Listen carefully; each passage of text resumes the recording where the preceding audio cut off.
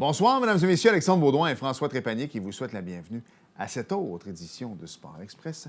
Monsieur Trépanier, mes hommages. Ça sent le printemps, mon Alex. Ah, c'est quand ça? C'est la semaine prochaine, mais juste le fait d'avoir avancé l'heure, là, Ah oui, hein? ça change tout. Sortir du bureau, il fait clair. Oui, en fin de semaine, je crois que c'est dimanche, sortir du char, puis il fait chaud. Oui. Tu sais, t'as encore ton petit manteau, là, tu vois de la neige quand même, là, ça a fondu énormément depuis 2-3 jours. Oui. Puis là, tu t'attends à ce qu'il fasse encore un peu froid, et là, hop, dimanche, faisait quoi, 15-16 degrés? Ne pas mettre le chauffage dans la maison. Ça aussi. Oui. J'avoue que là, c'est la thermopompe qui risque de partir là, à partir de ce Ça s'en moment-ci. vient, hein, oui. Ben non, mais dans le sens que, tu sais, on va chauffer un petit peu, puis après ça, ça va lancer l'air climatisé. Oui. On est pas mal rendu. Enfin. Hey, François, Colin, qu'on a un beau show cette semaine. Je dis Ah. ça tout le temps, là. Mais on va découvrir d'abord Vincent. Oui. Vincent Autet, qui est En deuxième partie. Exactement, qui est le président des Courailleurs. Mais en première partie, un chum à nous autres, Christian Sbroka, à fleur de peau, François. Ah, écoute, je pense que c'est une de nos meilleures entrevues. Ouais. Christian donne toujours du bon matériel, mais écoute, il y a tellement de beaux projets. Les gens l'ont connu ici. Il a joué pour le Mission de Saint-Jean. Il a joué dans la Ligue nord-américaine. C'est une figure emblématique du hockey senior. Il a eu une belle carrière un peu partout sur la planète, mais Christian est un auteur, compositeur, interprète, réalisateur, producteur. Il va tout nous faire découvrir ça, Alex. Et en deuxième partie, comme j'ai dit tantôt, on apprend à découvrir également Oui. Vincent Autet, qui est le président des Courailleurs. Bienvenue à Sport Express.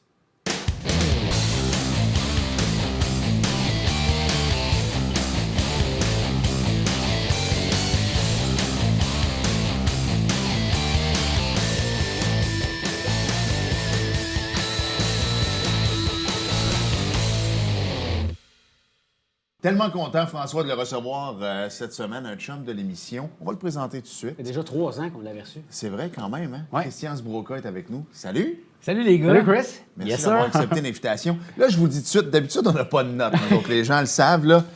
En plus, j'ai laissé mes lunettes au bureau, mais on va suivre. Parce qu'on Mais- a tellement de belles images, Alex. Exact, et on va s'en aller dans plein de sens. Oui. Mais tu l'as dit, Trep, on est un show de sport. Alors, avant de parler des pubs, de la chanson et tout ça, il faut qu'on parle de Ironman, Chris, parce que t'en as fait un. Parle-moi, tu sais, t'as joué au hockey dans la vie, tu t'es promené, t'as fait le tour de la planète avec tes patins, tout ça. Un Ironman, on est ailleurs. D'abord, quand t'as pris cette décision de fou-là, parce que c'est un peu ça, as-tu mûri longtemps? Écoute, premièrement, merci de me recevoir. Je suis super plaisir. content d'être ici. Plaisir. L'Ironman, pour moi, c'était quelque chose qui était complètement impossible. En fait, au début des années 2000, la première fois qu'un de mes chums me parlait de ça, je voulais me battre avec. Je le croyais pas. Premièrement, je croyais que les distances étaient impossibles pour l'être humain de faire. C'était complètement... moi, j'étais un joueur de hockey, donc fast-pace, 40 secondes, 40 secondes, in tu and out, débarques, in and out. exact. Puis en plus, je n'étais pas un coureur, je détestais ça. Puis c'est beaucoup plus tard, il y a eu des événements qui se sont passés dans ma vie. Quand j'ai pris ma retraite, je suis devenu hyper ankylosé, puis je suis devenu hyper sédentaire. Donc mes blessures ont toutes remonté à la surface, l'arthrose, les blessures. C'était rendu que quand j'allais en Europe, à Paris, avec Gabriella en tournée ou à enregistrer, je n'étais pas capable de faire 100 mètres ou 200 mètres à la marche. J'étais toujours dans Uber. Puis je me rappelle que Gabriella, en 2018, m'avait dit « Comment tu vas faire? Qu'est-ce que tu vas faire à 60, 70 ans? » T'sais. Fait qu'il y a eu des éléments déclencheurs qui ont fait ça. Puis tranquillement, je me suis mis tranquillement à la course à pied, tranquillement à la nage, tranquillement au vélo. Pierre Gendron m'a donné un vélo. Et là, il s'est passé quelque chose. Ma vie s'est complètement transformée. Puis je m'étais juré qu'à 50 ans, j'étais pour être dans la plus belle forme de ma vie. Puis un petit pas à la fois, 6 ans d'embûches et de beaux moments, parce que ça te prend les deux pour grandir dans tout ça. J'ai réussi mon impossible. J'ai réussi à faire un full Ironman qui, je croyais, serait jamais à ma portée. Fait que ça, c'est la preuve que quand ton corps, ton esprit est capable de devenir, de faire une communion ensemble, ça a été comme une expérience spirituelle, un peu comme mon chemin de croix. C'est un pèlerinage que j'ai fait à travers toute cette aventure-là. Puis j'ai réussi avec brio parce que j'ai eu le sourire tout le long. Un full Ironman en Floride, sur le bord de la mer, ça a été extraordinaire pour moi. Ça a été une des plus belles journées de ma vie. Chris, on a des images. Tu parles de Pierre Gendron, qui est un de tes grands amis, qui est un de nos amis aussi, qui a joué au hockey ici à Saint-Jean, capitaine du Mission, capitaine des Aigles. On a des images de Pierre qui était sur place, qui te remet ta médaille. Ouais. On regarde ça, puis on revient. Yes.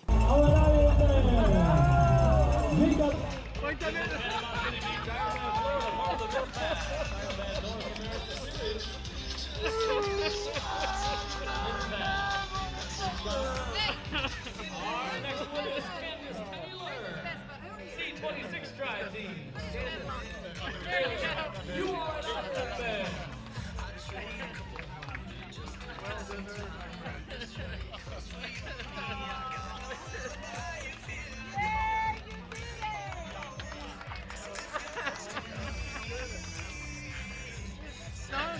On te voit très émotif. On comprend après avoir mis ton corps de l'avant comme ça, mais d'avoir ton meilleur chum qui est là pour te remettre la médaille, comment qu'on se sent? Écoute, c'est indescriptible. Écoute, tu vois, on voit pas les... faut comprendre qu'en studio actuellement, on voit pas les images, on les entend. Je vois tes yeux, puis on voit pas les images. Ouais. C'est fou, là. Oui, écoute, c'est difficile à expliquer. Il y a eu tellement une... En fait, c'est Hugo qui est là aussi, Hugo Fafard puis Pierre qui sont mes deux meilleurs chums. C'est eux qui m'ont influencé à me reprendre en main. Et moi, j'ai pris ça et je suis parti à courir avec. OK? Et eux ont pris une pause du triathlon parce qu'ils ont trouvé ça trop grand, trop gros. C'était énorme, difficile. Très difficile. Et Hugo avait fait un demi-Ironman il y a 7 ans, puis ça avait été une belle influence pour moi aussi. Puis ça avait changé un petit peu ma perspective du possible puis de l'impossible. Ils m'ont suivi pendant tout ce temps-là d'entraînement, même que moi, j'ai eu des annulations. J'ai eu 5 annulations de triathlon. 3 annulations de demi-Ironman, puis 2 annulations de full Ironman. Fait que imaginez que le mois d'avant, là, j'étais au Tennessee pendant 7 jours. Je me rappelle, on s'est texté pendant ce temps-là. Là, puis Pierre a pris l'avion à Nashville. Il a pris son auto pour s'en venir à Chattanooga. Puis moi, c'était annulé à cause de l'ouragan Hélène. Ouais. Il était là avec moi pendant un grand deuil de ma vie. Ils sont retournés à Montréal. Moi, je suis retourné à Montréal. Puis le mois d'après, ils sont revenus. Ils ont repris l'avion pour me revoir. Pierre, il a dit que pour rien au monde, il aurait manqué ce moment-là. Moi, je les ai vus toute la journée. Je les ai vus en rentrant dans l'eau, en sortant de l'eau, je les entendais. Quand j'ai fait ma transition pour le vélo, je les ai vus, je les ai entendus. J'ai même donné la main à Pierre en vélo. Je roulais à 45 km/h. Eux autres, ils avaient loué une voiture. Pierre est dans le banc du passager. J'ai été capable d'aller toucher la main. Ça a été, excusez-moi, je t'avais émotif. C'est un des moments les plus forts que je vais me rappeler pour le restant de mes jours. Ouais. Je ne veux pas continuer à te faire broyer non plus, mais à quel point le friendship, tu sais, tu viens du hockey. Le monde du hockey, c'est un petit monde. On grandit avec ces gars-là. À un moment donné, on est des coéquipiers. On est des adversaires, parce qu'à un moment donné, veut pas, on joue contre ces gars-là, on se fait échanger, on n'est pas dans la même équipe. Mais après ça, quand on prend notre retraite, ça redevient une famille. Puis malheureusement, moi, ce que j'aime pas, t'es rendu dans la cinquantaine, 45, moi, 46, 47 bientôt, mais la vie fait en sorte que nos parents partent à un moment donné. Puis les gens qui restent, c'est nos chums. À quel point, tu parles de Pierre depuis tantôt, mais à quel point pour toi c'était important d'avoir tes chums avec toi quand tu sais qu'à un moment donné, tes parents peuvent peut-être pas être là. T'as tes enfants, mais tes enfants, on dit, tu sais, ils comprennent pas exactement. Tu vas vivre ça avec eux autres, mais qu'à 20 ans, ils vont comprendre l'exploit que tu as fait. Mais au moment présent, moins. À quel point c'est important d'avoir tes chums? Bien, écoute, moi, j'adore ta question parce que en plus d'avoir, pour moi, avoir réussi mon impossible, parce que là, les blessures sont à coup de plusieurs douzaines, voire centaines. Mon corps est complètement décimé. Fait que d'avoir réussi à faire ça, puis d'avoir vu Pierre et Hugo me suivre pendant ces années-là, de savoir l'importance que ça avait pour moi, puis tout ce que j'avais fait pour me rendre là, de les savoir là, c'était hyper sécurisant également, tu sais. Ce que vous ne savez pas, c'est que j'ai eu une nouvelle fracassante 2 jours avant le Full Ironman qui m'a rendu dans la pire des angoisses inimaginables. Alors, au moment où je devais être le plus BA, le plus léger possible, m'en aller faire passer une des plus belles journées de ma vie, j'ai vécu un choc émotif extrême. Qui était là pour moi? Pierre Gendron puis Hugo Fafard. Fait qu'en même temps de m'avoir accueilli puis de m'avoir suivi toute la journée, ils étaient là pour moi as brothers. Pas juste par rapport au Ironman. Ils étaient là pour moi dans ma vie personnelle. Ça a été extraordinaire de les avoir là. S'ils n'avaient pas été là, je suis pas certain que j'aurais passé au travers de la façon dont je passe au travers, surtout avec le sourire et avec toute cette gratitude-là que j'ai eue durant la journée. Pour moi, Pierre et Hugo, c'est bien plus que des amis. C'est comme des frères, c'est des âmes frères. J'allais dire âmes sœurs, je sais pas si ça sonne bien. Mais j'ai le privilège, moi, d'avoir été capable, pendant ma vie, de garder des amitiés proches puis des amitiés fortes. Je pense que ça, c'est une de mes plus grandes richesses, sinon ma plus grande richesse, ma famille puis mes amis. Puis d'entretenir ces amitiés-là, je suis pas pire là-dedans à entretenir les amitiés. Puis bon, ben ça, c'est comme une fleur. Tu entretiens l'amitié, puis la fleur demeure. On a vu des belles images de toi en préparation, à courir sur la bande du canal de Chambly, ici à Saint-Jean-sur-Richelieu. Tu es allé faire du vélo dans les cantons de l'Est. On parle d'une préparation de c'était-tu de l'entraînement tous les jours? Ben oui, c'était 6 jours par semaine. Quand j'ai décidé de me lancer dans le Full Ironman, ça a été sur une période de 9 ou 10 mois pour moi, avec des ménisques déchirés, puis l'arthrose, puis tout cassé, puis le poignet refait, puis tu sais... mais le Ironman comme tel, là, François, c'est la cerise sur le sundae. Ce qui est vraiment difficile, c'est la préparation. Parce qu'au début, quand tu commences à te préparer, tu en as pour 7-8 heures par semaine. C'est quand même pas pire s'entraîner 7-8 heures semaine. Après ça, tu montes à du 10-12 par semaine. Après ça, du 14-16 par semaine. Après ça, du 18-20 par semaine. Les 2 derniers mois d'entraînement, sauf la dernière semaine, tu es bien au-delà du 20 à 24 heures par semaine. C'est de la nage, c'est du vélo, c'est de la course. Exactement. Mais là, il faut que tu mettes que tu n'es pas juste tout le temps dans l'eau ou tout le temps sur ton vélo. Mais avant de partir faire 140 km de vélo, là, il faut que tu prépares ton bike, il faut que tu ramasses tes gels, il faut que tu ramasses ton eau, ton électrolyte, tes barres, tes noix. Il faut que tu rentres dans ton auto. Il faut que tu ailles faire de la montagne, par exemple. Ici, on est en Montérégie, on n'a pas de montagne. Ouais. Tu rentres dans ton auto, tu mets ton rack à vélo, tu pars avec ton vélo, tu arrives, tu as fait 1 heure d'auto, tu pars en montagne, tu fais 140 km. Attends, tu as un brick à faire. Un brick, c'est vélo-course. Fait que quand tu es débarqué de ton vélo, il faut que tu cours 14 km. Fait que là, soudainement, tu t'es levé à 7 h le matin ou 6 h le matin, tu as embarqué sur ton vélo à 8 h, puis tu as fini ton entraînement à 4 h l'après-midi. C'est difficile. Puis ça, c'est très difficile mentalement, c'est très taxant. Là. Ouais. Ça, c'est une journée. Puis le lendemain, attends, quand tu es rendu là, le lendemain, tu as 24 km de course à faire, un dimanche, out of nowhere. Puis là-dedans, tu n'as pas ouvert tes courriels que tu fais le soir. Exactement. Tu as une business, tu as une vie de famille. Fait que ça prend aussi énormément de résilience de ta part à toi, mais ça prend énormément de compassion, d'empathie puis de compréhension des gens qui t'entourent. Absolument. Ton business partner, moi, mon business partner, il a été d'un partnership incroyable durant cette expérience-là parce que ça l'a fait grandir, lui aussi. Il a décidé de se prendre en main. Ouais. Puis mon fils, c'est un bel exemple pour mon garçon de voir son père struggler, avoir de la difficulté, puis de le faire quand même malgré et envers et contre tous. Il l'a vu. Mon ex, qui a été aussi d'une grande aide, de souvent prendre mon fils quand c'était le moment pour moi de le faire parce que je m'en allais à l'extérieur faire de l'entraînement. Fait que c'est pas juste la journée de l'entraînement, c'est tout le chemin qui vient avant. T'sais, on dit souvent, c'est pas le but, c'est pas la destination, c'est le chemin pour ça. Mm-hmm. Ouais. Pour le Ironman, tu peux pas avoir un meilleur exemple que ça. Puis ça s'applique dans tout. Absolument. Pas besoin d'être un Ironman pour se réaliser puis de réussir son impossible. Dans mon cas à moi, ça a donné que c'était un full Ironman. As-tu découvert un nouveau Christian Sbroka dans le sens, est-ce que tu as appris des choses sur toi? Tabarouette. C'est fou, hein? C'était cœur, hein? Écoute, j'en parle. Là, je m'en vais donner une conférence en France, en Normandie, devant 600 à 800 personnes, sur mon expérience d'Ironman, mais la ligne si tu veux, la ligne émotive, la trame émotive, c'est la résilience. Mais pour moi, c'est la communion entre la douleur, parce que moi, la douleur est une partie intrinsèque de tout ce que j'ai vécu. Mm-hmm. Donc, la communion entre la douleur, le corps, l'esprit. Et j'ai été témoin de voir mon corps se régénérer en temps réel pendant des événements. OK? Et je vous le dis, là, j'ai vécu des choses ésotériques. Ça m'est arrivé. J'ai eu des douleurs atroces qui m'empêchaient de faire un pas. Un pas. J'ai couru un demi-marathon cette même journée-là. C'est incroyable. C'est hallucinant. Fait que, puis j'ai vu mon genou gauche pas être capable d'avancer, envoyer de la douleur à mon genou droite pour se séparer, puis être capable de splitter ça. Puis il y a des gens qui disent, il faut que tu trouves ton why. C'est quoi ton pourquoi? C'est quoi ton why à toi? Puis pour répondre à ta question, moi, c'est en cherchant le why que j'ai redécouvert des affaires sur moi-même, que j'ai redécouvert des affaires par rapport à mes meilleurs chums, par rapport à ma famille, par rapport à la vie en général. J'ai jamais trouvé vraiment le pourquoi j'avais fait ça, mais en le cherchant, j'ai trouvé tellement d'affaires. J'ai eu tellement de réponses.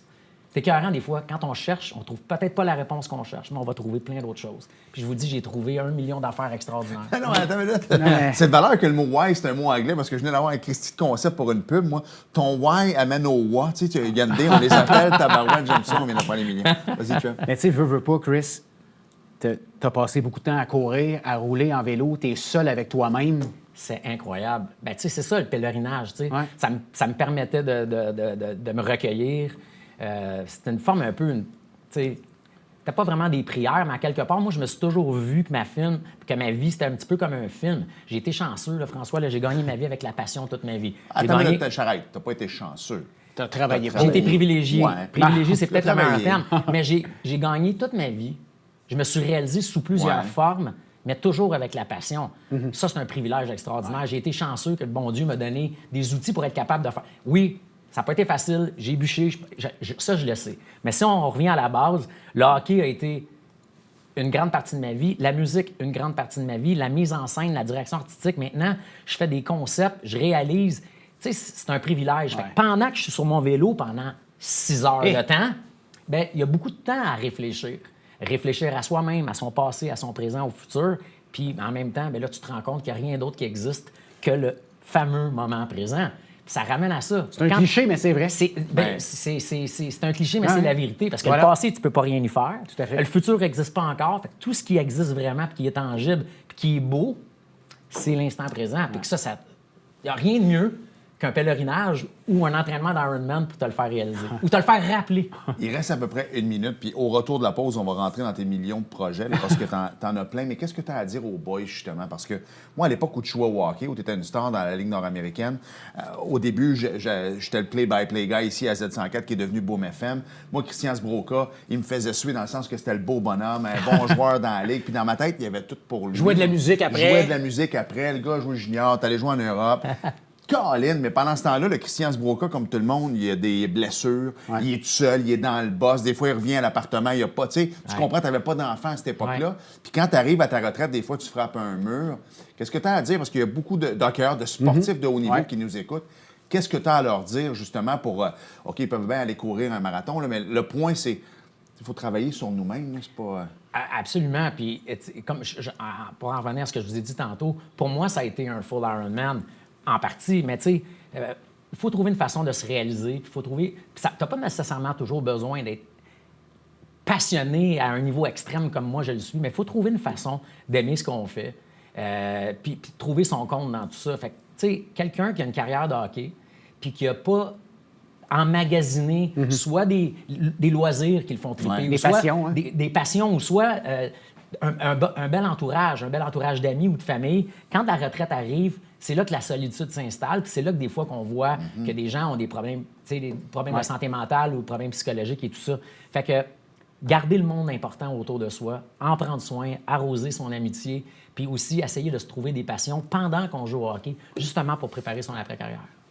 Bien dit. On va s'arrêter parce que ton après-carrière, elle est assez chargée. Hey, il y a un beau truc qui s'en vient très bientôt. Vous partez pour le Rwanda, c'est pas à côté. Si tu dis que tu t'en vas faire un truc avec des artistes à Shawinigan, c'est pas pire. On a même un extrait Mais tantôt. là, à peu près 70 artistes au Rwanda. Non, les 70 artistes, c'est C'est ici. ici. C'est le 25 C'est- mars, puis je m'en vais enregistrer des artistes au Rwanda, des Rwandais. Wow. Oh, wow! Ouais. OK, c'est une autre idée, tu sais, qui s'est dit, non, mais tu sais, tant qu'à faire un Ironman, on va aller au Rwanda.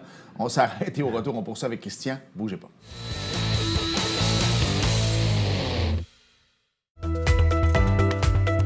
Ici Mario Tremblay. Je vous donne rendez-vous à la tribune TVHR, votre émission d'affaires publiques présentée les mardis, mercredis et vendredis à compter de 17h. C'est un rendez-vous.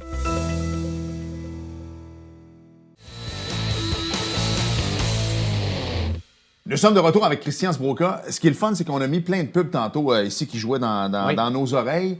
J'en ai entendu plein que je connais. Je savais pas que c'était toi qui étais derrière ça, fait que j'ai hâte d'y revenir. Parle-nous un peu de ce projet-là, Québec-Afrique. 70 d'artistes qui vont être ici. Après ça, tu t'en vas au Rwanda. Écoute, je sais pas s'il y a eu une fusillade dans la rue, mais ça, c'est un autre histoire, on le saura tantôt. Mais en tout cas, ça avec, c'est un autre projet de fou, là. Bien, écoute, j'ai été vraiment aussi, encore une fois, privilégié. Christian-Marc Gendron, le pianoman, Ouais. qui a fait Star Academy la semaine passée, c'est un de mes frères. Lui, on l'a convoqué pour qu'il réalise une nouvelle version de la chanson « Quand on est en amour » de Patrick Normand. Ah, Christian, je t'arrête tout de suite. Oui. On l'écoute, puis Ouais. on te revient. Écoute ce qu'il te dit. Allez. Ne laisse pas passer la chance d'être aimé. Le cœur devient moins lourd quand on est en amour.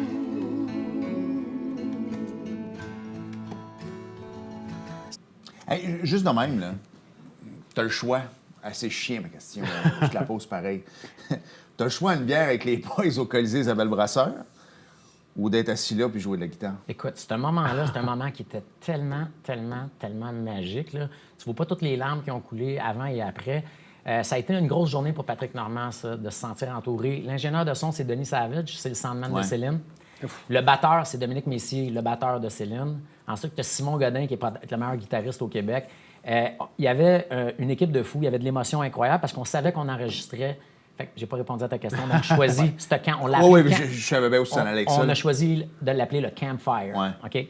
Fait que la nouvelle version de la chanson, c'était le 3 janvier, puis c'est la journée que vous avez vue. On appelle ça des basic tracks. C'est d'enregistrer la musique comme telle, la voix de Patrick, sa copine, Nathalie, etc.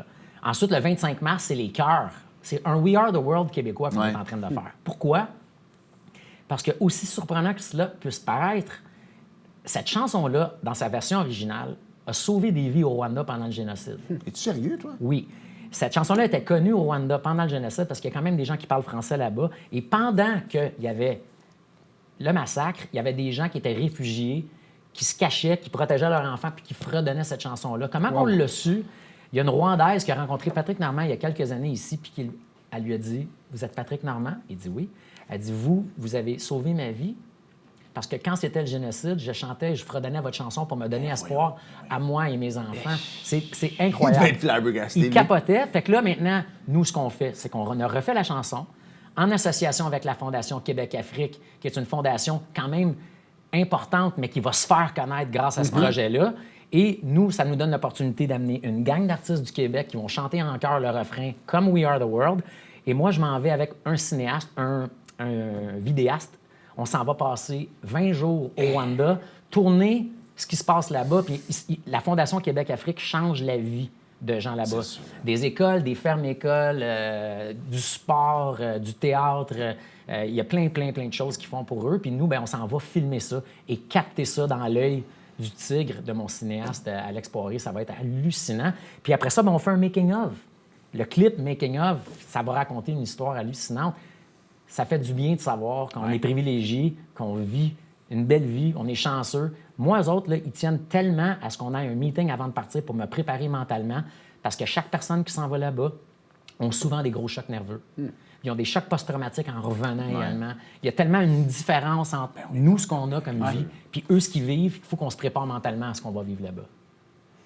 On va revenir dans quelque chose d'un petit peu plus léger. Yes. Quincaillerie Pont Maçon. écœurant. On a vu la pub, écoute, écœurant. avec le remake un peu des frères Hanson. On va t'en parler, mais il faut quand même qu'on regarde un 30 secondes. OK, On regarde on y ça. va. Vous voulez bien me dire ce que vous faites là? Ouais, on se met du foil. Moi, du ciment, en spécial chez Pont-Maçon. Ouais, t'en veux-tu? Hey, Darren, ta femme, c'est une électricienne, puis elle me l'a dit l'autre jour. Elle me l'a dit qu'on était les meilleurs pour faire les livraisons les plus rapides. Une électricienne. Écoutez les nationales!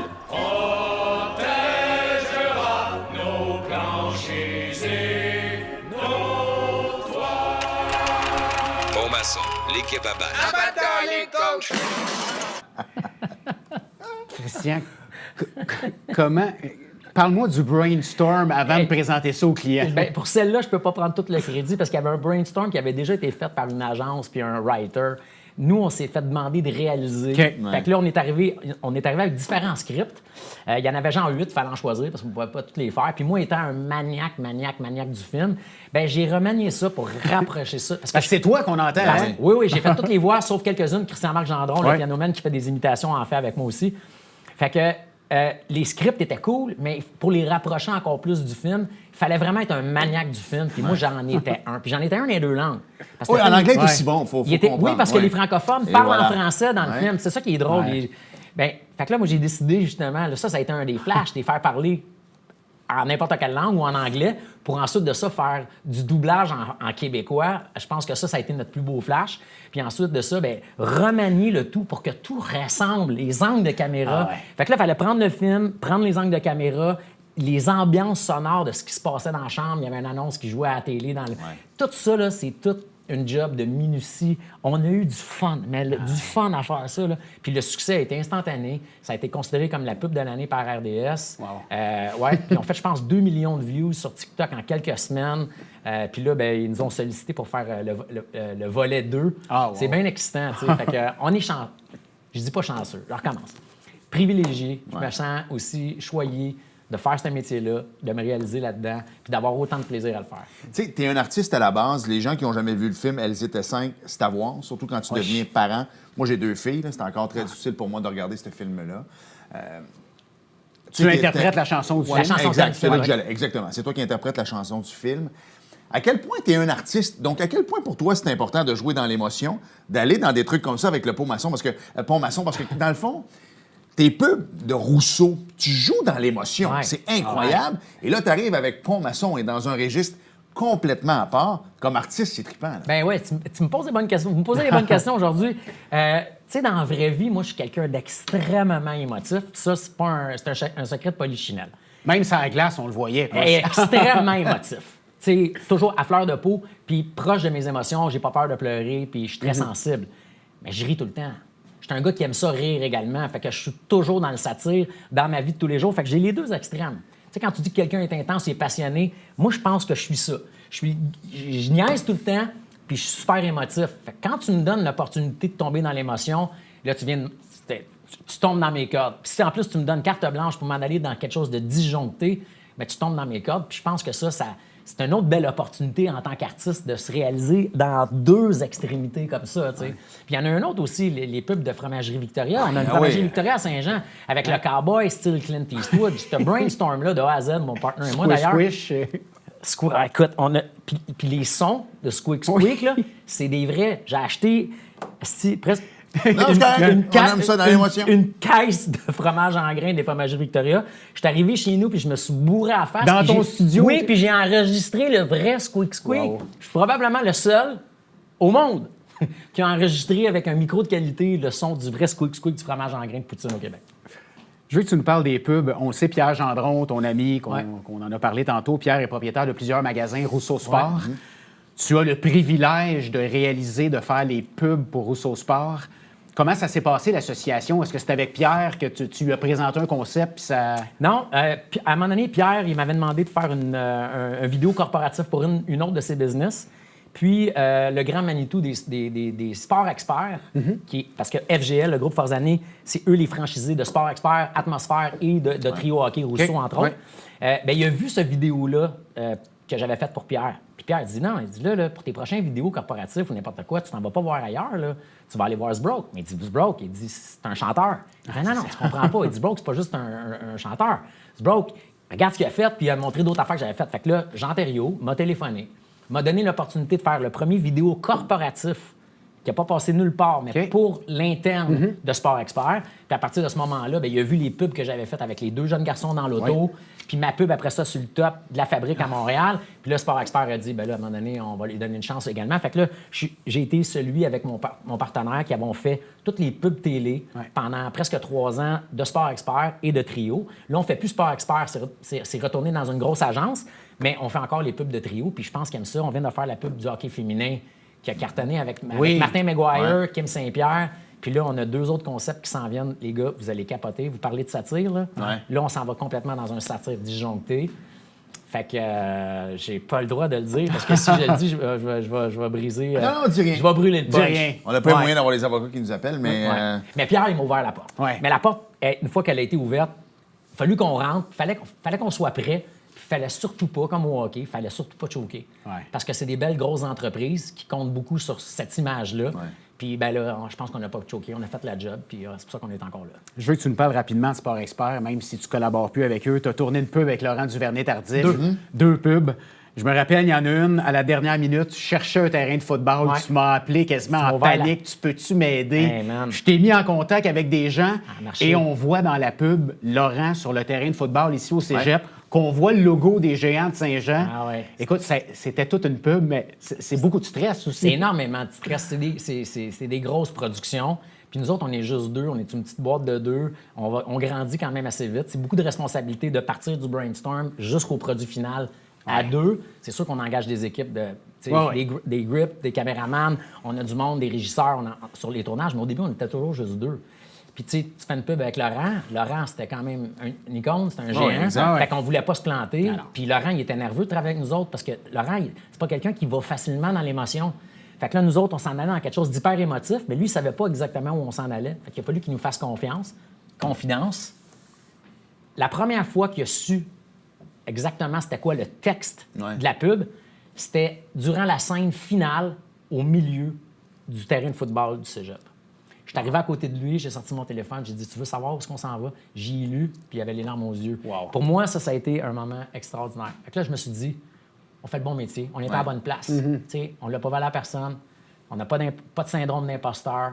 Je suis parti de là ce soir-là, je me suis dit, je suis un réalisateur. Mission accomplie. Mission accomplie. Ouais. Je veux qu'on parle d'un autre projet. Moi, mes filles vont dans la région anglophone. Puis sur celle-là, je l'ai échappé un peu tantôt quand j'entendais Patrick Normand. Je me suis même remis en question dans le sens que je peux pas croire que j'ai jamais fait écouter ça à mes filles. Honnêtement, je pense qu'à soir, je vais trouver une façon dans l'auto de faire entendre ça. Mais il y a quelques trucs quand même qu'elles connaissent très bien, dont la guerre des tucs. Et là, tu es comme sur un projet spin-off également. Parle-nous-en un peu.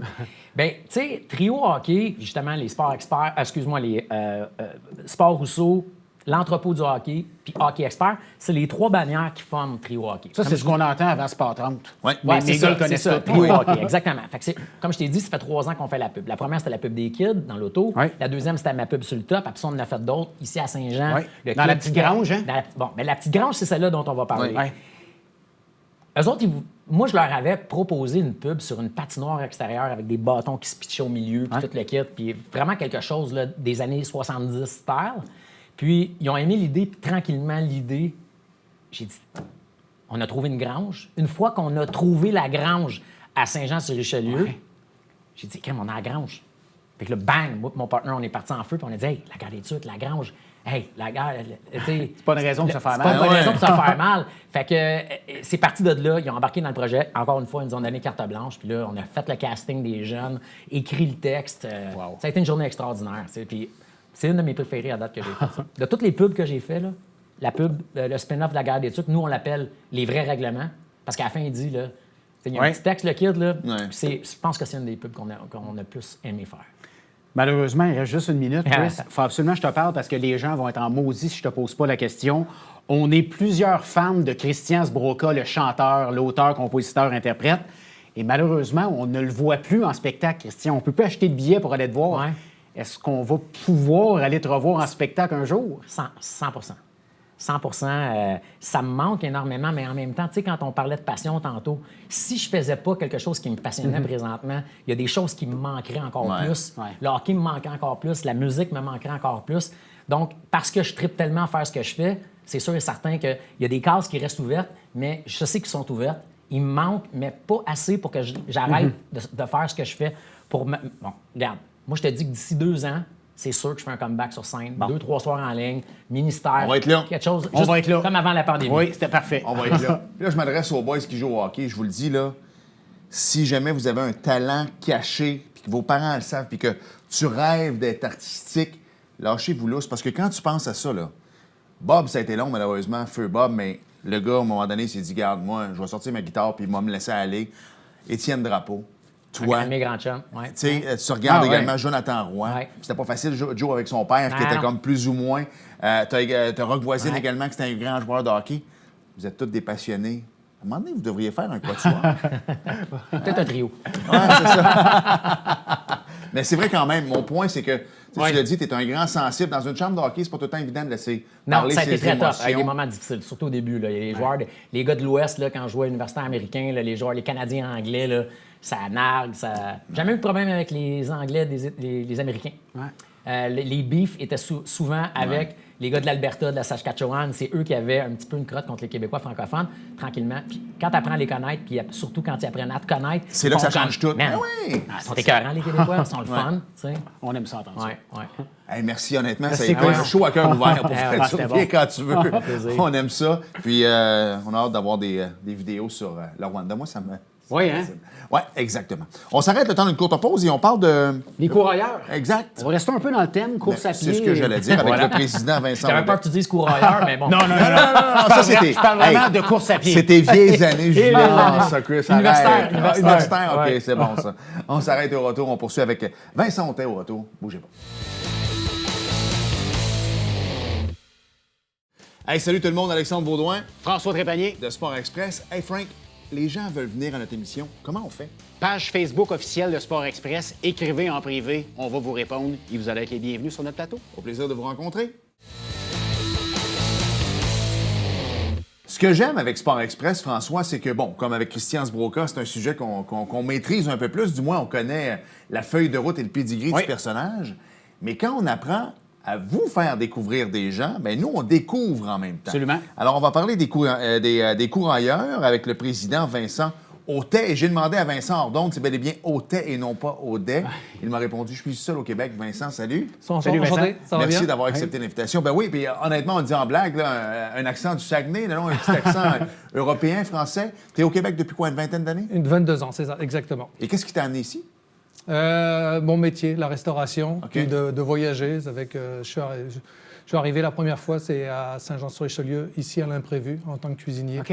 Et puis après, fil en aiguille, on a continué dans le métier. Puis en fin de compte, comment ça, je me suis remis à la course à pied.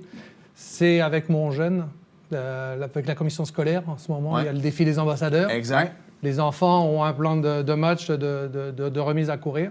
Puis j'ai encadré mon garçon là-dedans. Puis ça fait 10 ans. Et lui, il a fait son défi des ambassadeurs. Et derrière ça, il a arrêté de courir. Ben là, Attends, moi, j'ouvre. Tu vas voir avec Sport Express, on part à droite, on revient à Oh, ouais. gauche, on s'en va au centre. Moi, je reviens sur ta première partie parce que François, c'est directeur à Office Tourisme Montérégie. Pour lui, c'est super important qu'on reste dans la région ici. Tu es dans la restauration. Et puis, tu sais, souvent, on dit la gastronomie française et tout ça. Dis-nous à quel point, dans le Haut-Richelieu, ici, dans la région de la Montérégie, on mange bien. on mange bien, oui, ça s'est beaucoup amélioré. Ben, quoi qu'il y a 20 ans, c'était déjà Ouais. assez fort, mais ça s'est vraiment amélioré, oui, effectivement. Les produits du terroir sont très bons ici. On est le garde-manger du Québec. Écoute, on va prêcher pour notre paroisse. On est quand même curieux de t'entendre sur ton appréciation des produits de la Montérégie. Ben, je les ai développés. Les fermes sont vraiment très intéressantes au niveau Ouais. de l'agneau. Bon, on en a perdu des agriculteurs, Ouais. mais non, c'était vraiment intéressant. Revenons sur la course à pied. Oui. Tu as accompagné ton garçon qui, lui, a arrêté. Il y avait un défi. Tu as embarqué avec lui dans le défi. Est-ce que ça avait été un défi pour toi également, il y a 10 ans, de te dire, bon, ben, je vais l'accompagner à la course à pied, ou tu étais déjà, je ne veux pas dire un expert, mais un habitué de ce sport-là? J'étais un habitué de ce sport-là. Je faisais ça dans mon jeune temps. En France, on faisait du cross-country ou de l'athlétisme. Ouais. Et à 18 ans, après, bon, je suis tombé dans la vie active. Puis en étant cuisinier, Ouais. déjà, gros manque de temps de maintenir la course à pied. Et j'avais toujours une petite étincelle derrière ma tête, dire à 40 ans, je vais me faire mon marathon. Puis en fin de compte, cette étape-là s'est complétée à 46 ans. Mais à 40 ans, c'est ça. À 46 ans, c'est ça. J'étais avec mon garçon à faire cet événement-là. Puis de là, après, il commence à goûter aux 5. Puis tu cherches à vouloir développer. Et puis, en fin de compte, c'est avec les coureurs que je suis rentré dans le club. Puis de là, en discutant avec eux, je voulais faire un 5, un 10 et puis m'arrêter à ça. Puis en fin de compte, fil en aiguille, ça a été le demi. Et puis après, oui, j'ai quand même eu l'honneur de faire mon premier marathon. Et en fin de compte, je l'ai même fait ici à Saint-Jean parce que c'était dans l'année de la pandémie. Ah, OK. ouais, hein? Fait que j'étais inscrit pour Ottawa. Puis en fin de compte, le marathon annulé. Mais tout l'hiver, j'avais fait mon entraînement. Et puis, c'est avec Philippe, on connaît bien Philippe ici à Saint-Jean. Et avec les coureurs, quoi que ce soit, on a monté une course, non officielle, mais mon premier marathon s'est fait ici sur la bande du canal entre Saint-Eugène et puis proche de Chambly. Un peu moins prestigieux que Boston ou New York, mais quand même, oui. c'était ton premier. Tout à fait. Je veux juste qu'on fasse un lien. Souvent, on parle des gens qui travaillent en restauration. Avec les horaires en restauration, c'est difficile de jouer au hockey avec les gars, d'être présent à tous les matchs parce que ça se peut que je travaille. La course à pied permet d'être un sport qui vous offre la chance de pouvoir le pratiquer, Tu t'adaptes à ton horaire. peu aussi. importe l'horaire. Tout à fait. Mais en fin de compte, non. En étant dans la restauration, j'ai vraiment mis ça de côté. Ah oui? Ah oui. J'avais plus l'intérêt de la course à pied. C'est OK. revenu après. Des fois, c'est bien de faire un break aussi. Ouais. Et puis, j'ai touché à d'autres sports. J'ai fait du volleyball, j'ai fait du badminton, du squash. Mais trop intense. Puis, c'était une fois à l'occasion, mais jamais comme maintenant. Là, maintenant, c'est 6 fois semaine, oui, je cours à pied. Oui. OK. À quel point, puis ça, je trouve ça intéressant parce que François et moi, tu sais, 45 ans, 46 ans, et en première partie de l'émission avec Christian Sbroca qui disait qu'il a fait son triathlon. Lui, c'est son Ironman à 50 ans et tout ça parce qu'il était avec une artiste, Gabriella, en France, qui a dit « Coudon, tu vas faire quoi plus tard? » Il y avait de la misère à faire un pied devant l'autre. Marathon à 46 ans. Le fait d'être entouré de jeunes, quand on devient papa et tout ça, de vouloir se garder en forme, mais c'est quoi le secret d'être capable de faire un Ironman à 50 ans ou encore un marathon à 46 ans? Moi, il me semble que ça ne me rentre pas dans la tête, mais c'est faisable. Là. Oui. Ben, ça me fait moins mal de courir un marathon que de courir un 5 km. À ce point-là. On met trop de vitesse, puis bon, l'entraînement n'est pas en conséquence, mais sincèrement, en allongeant la distance, tu développes de l'endurance. Fait que, sincèrement, là, c'est... Puis on a le temps, puis on discute. En courant, on discute. C'est sûr que si tu cours avec Philippe Lannier, tu vas discuter en masse, on s'entend? Est-ce que tu as une passion pour les stades comme lui aussi? Est-ce que tu t'es trouvé une passion? Non, pas du tout. Pas du tout. Ouais, vas-y. Je veux que tu nous parles un peu des coureurs. Oui. On va rentrer dans le vif du sujet. Club de course ici à Saint-Jean-sur-Richelieu. Tu es président. C'est ça. Présente-nous les coureurs là, pour les gens qui ne connaissent pas. Ben, c'est ça. Sincèrement, je commence mon 3e mandat, des mandats de 2 ans. Mais le Club des coureurs a été créé en 1979. Quand même, mon année de naissance. Exact, presque 45 ans. A arrêté en 92. J'ai fait quelques petites recherches quand même. A arrêté en 92. A recommencé en 2009. Et depuis 2009, c'est exponentiel, non, mais on a une centaine de membres. Wow. Okay. C'est très intéressant. Et le mandat des coureurs, c'est d'amener des nouvelles personnes à courir leur premier 5 km. Okay. Le mandat principal, c'est ça. C'est des saines habitudes de vie. Et puis les entraînements, comme ont commencé début avril, là, il se met à faire beau. Ouais. Début avril, les lundis soirs, les jeudis soirs sur la piste Pierre-Larose, de 18h30, 19h30. Et puis les dimanches matins, à l'année longue, on est là sur la bande du canal à 9h pour sortir pour un 5, 10 ou un peu plus, là, tout dépendamment des gens. Là. Et puis ces marches, courses, on ne veut pas que les gens fassent leur 5 km en 25 minutes. Le but, c'est pas d'avoir ton meilleur temps. Là. Pas du tout. Et puis au début, on commence, on explique les méthodes de course, il y a du renforcement musculaire et on y va graduellement. C'est de la marche et de la course. C'est pas juste courir.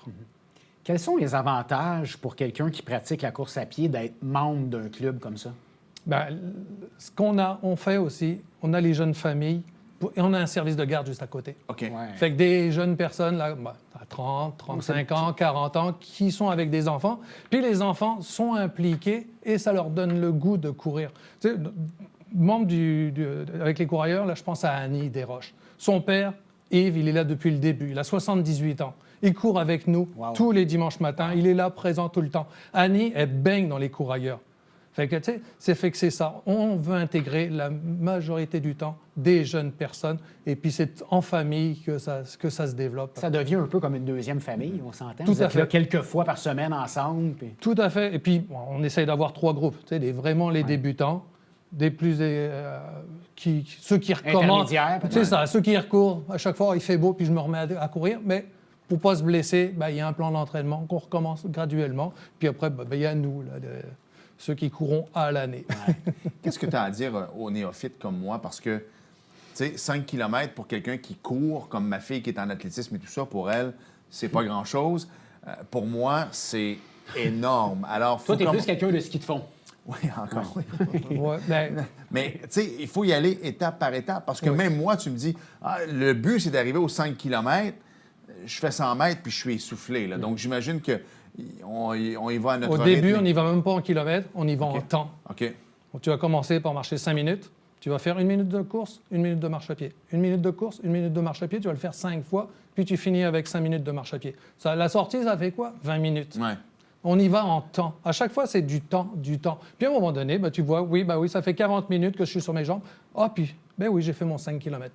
Puis après, on accélère les distances de course. C'est 2 minutes de course, 1 minute de marche. Puis c'est le stress mécanique, ça évite de te blesser. Parce que la majorité des gens, j'étais le premier. J'ai mis mes baskets, moi, à 38 ans, là, j'ai mis mes baskets, j'ai fait un 5 km, je suis revenu, j'étais rouge comme une tomate. Et puis 2 semaines après, j'en ai refait un autre, puis j'étais blessé. Fait que ça, c'est le problème de tout le monde. Donc, dans le fond, quelqu'un qui va commencer, qui va vouloir s'inscrire avec vous, le but en premier pour un débutant est de lui faire faire un 5 km. Mais on n'essaiera pas tout de suite lors de la première séance. Alex, va me courir un 5 km. Il ne fera pas 5 Juste km. rassurer les gens. Non. OK. Ça va même être beaucoup plus de marche à pied que de la course, mais c'est le corps humain, là, il faut l'habituer, puis y aller tranquillement. Puis encore, même là, on y va rapide, là, parce qu'on commence avril, puis on donne le mandat à la Saint-Jean-Baptiste que tu fais. Wow! OK.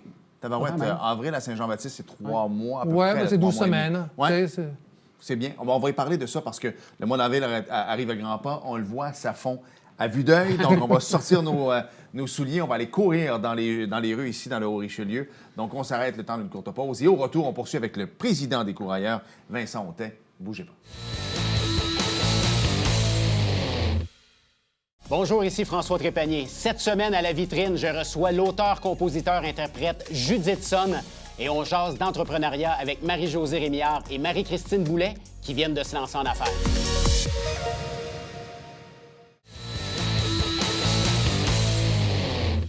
Nous sommes de retour à Sport Express avec Vincent Autet, qui est le président des courailleurs. Le mandat, comme on l'a dit avant la pause, c'est de avril jusqu'à la Saint-Jean-Baptiste de réussir à faire ce fameux 5 km-là. On arrive au mois d'avril, on est déjà à la mi-mars. Ouais.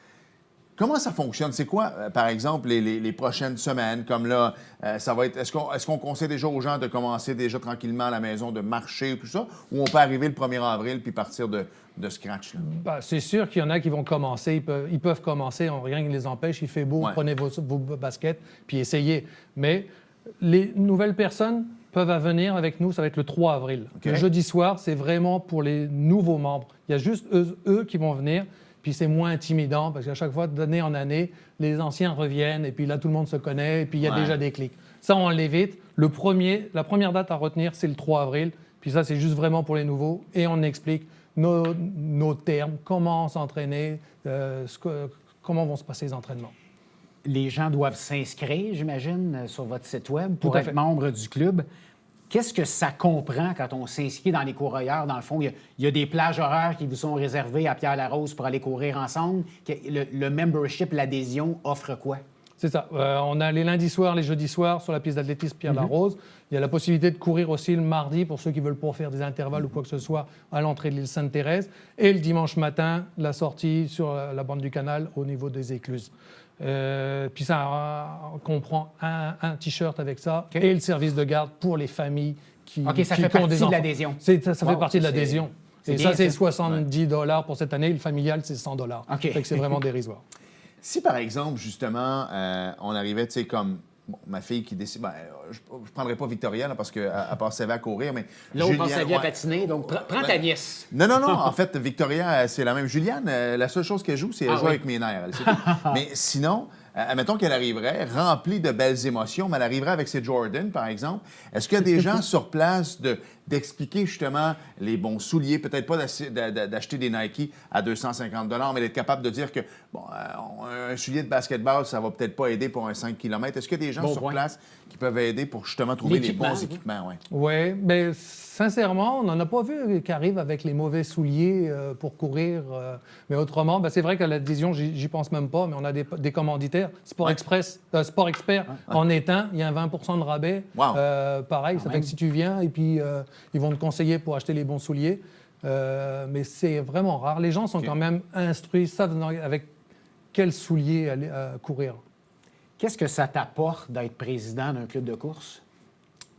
Parler des événements, d'être dans les différents événements de course qu'il peut y avoir dans la région. C'est important pour toi de t'impliquer. Tout à fait. Ouais. Oh, oui. Ce qui est le fun avec la course, que ce soit la course, le vélo, tu sais, les sports plus individuels, un petit peu même chose avec le golf. Tu arrives au 18e trou, puis souvent, c'est quand tu arrives dans le stationnement que tu vois que la personne peut se promener en Honda Civic ou en BMW à 250 000 La course, c'est un peu ça. C'est qu'on se fait des amis de toutes les sphères de la société.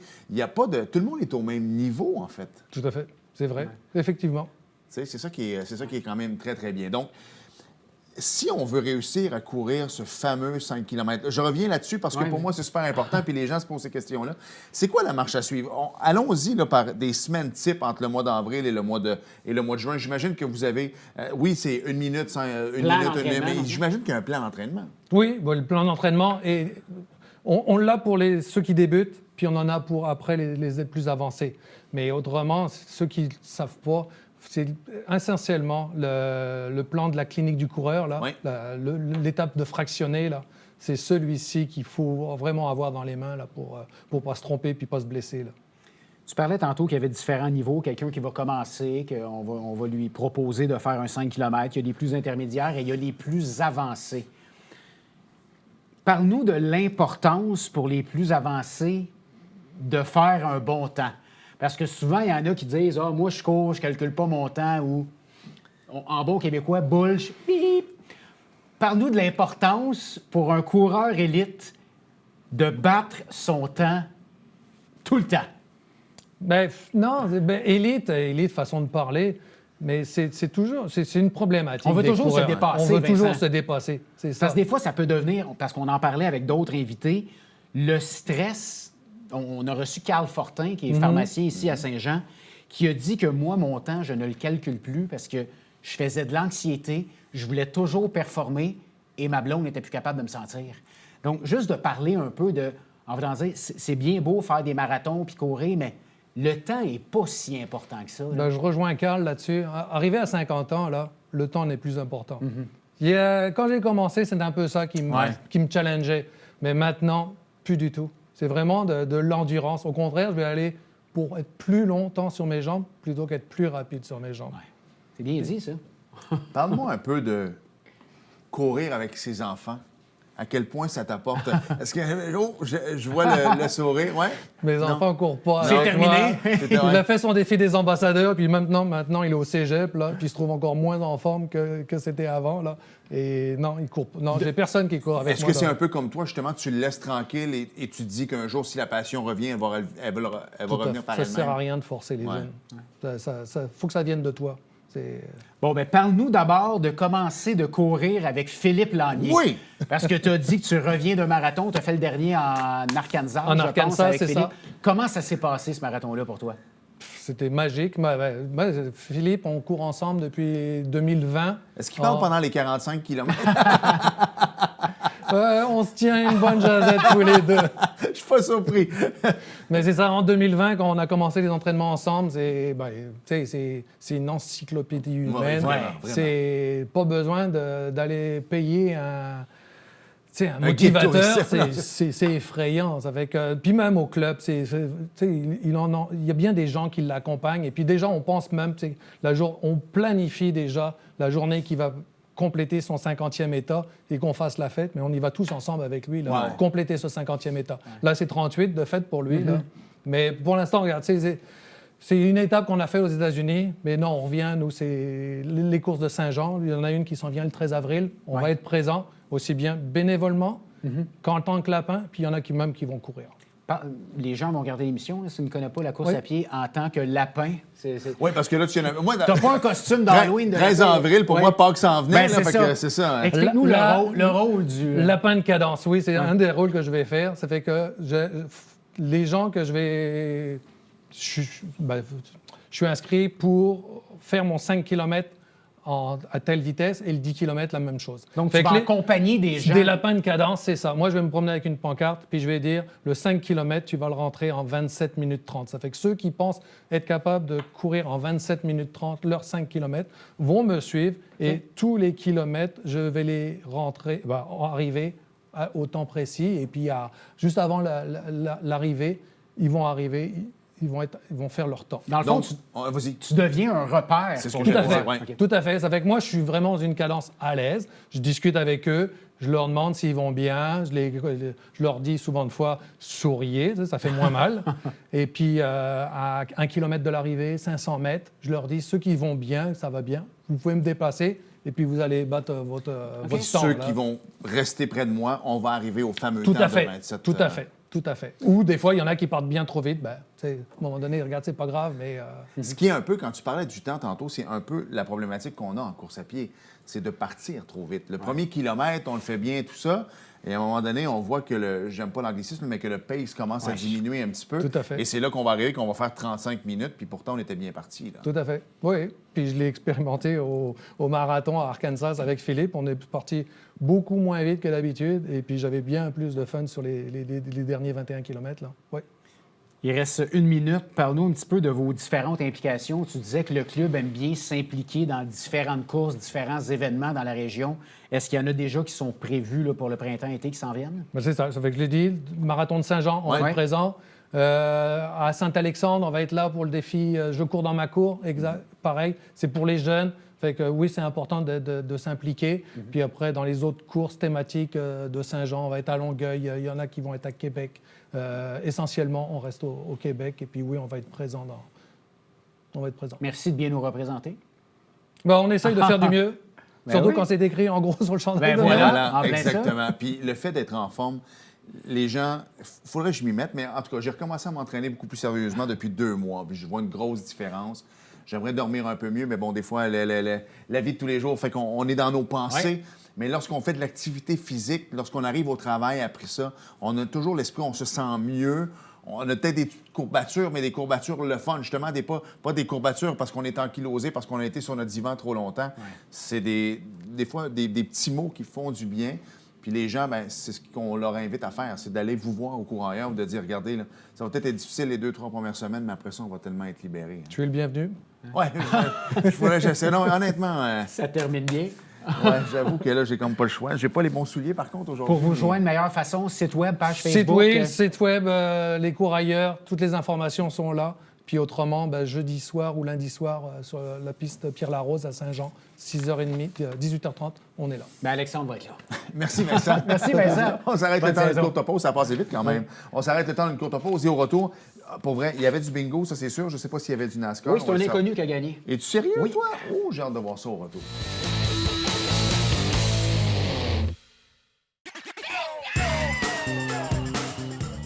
Le Tonadette du bingo au Télébingo vous permet de jouer dans le confort de votre foyer.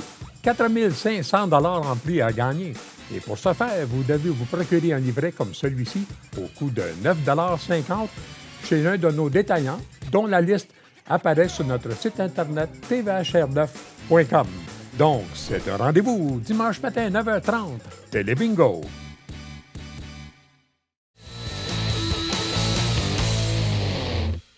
Nous sommes de retour à Sport Express et Alex, la semaine passée sur le NASCAR, il y avait un pilote qui était bien connu dans sa famille. Là, il est un petit peu plus connu. Écoute, j'ai l'impression qu'ils vont vérifier le segment parce que le gars que j'ai dit bien connu dans sa famille a gagné cette semaine. Wow, une première? Oui, Josh Berry, qui a remporté probablement sa première victoire. Daniel Suarez, Oh, yeah. Ça commence à sentir un peu l'été. Ça, c'est comme William Julien. Oui, monsieur. T'as un nuage dans ma tête. Oui. Et Ryan Priest, je ne connais pas lui non plus. Bien Rapidement, connu dans il y sa avait du famille. bingo. Oui, monsieur. France Laramé, félicitations. Chantal Leduc, Nicole Desrochers, Joanne Riel, Monique Janel et José Desgagnés. On vous invite à jouer, c'est le dimanche matin. Oui. Merci, François. Merci, Alex. Merci à vous d'avoir été là et à la semaine prochaine. Salut. Bye-bye.